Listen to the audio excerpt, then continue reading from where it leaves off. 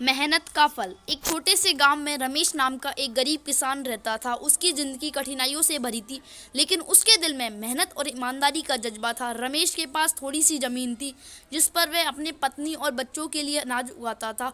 हर साल की तरह इस साल भी रमेश ने अपनी पूरी मेहनत से खेत में काम किया। उसने सुबह से शाम तक मेहनत की, लेकिन इस बार मौसम ने उसका साथ नहीं दिया। बारिश न होने की वजह से फसल सूखने लगी।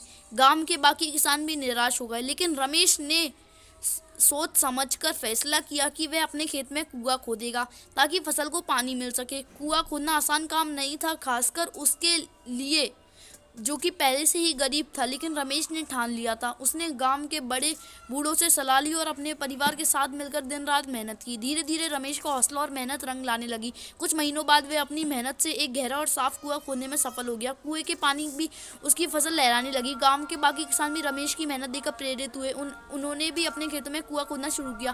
फसल काटने का समय आया तो रमेश के खेत में सबसे अच्छी फसल उगी थी। उसने अनाज को बेचकर अच्छा मुनाफा कमाया। उसकी आर्थिक स्थिति में सुधार हुआ। उसके परिवार की जिंदगी भी खुशियां लौट गई। गांव वालों ने रमेश की तारीफ की और उसने मेहनत की गांव में मशहूर हो गई थी। रमेश का मेहनत और संघर्ष ने साबित कर दिया कि अगर इंसान सच्चे दिल से मेहनत करे और हार न माने तो उसकी मेहनत का फल अवश्य मिलता है।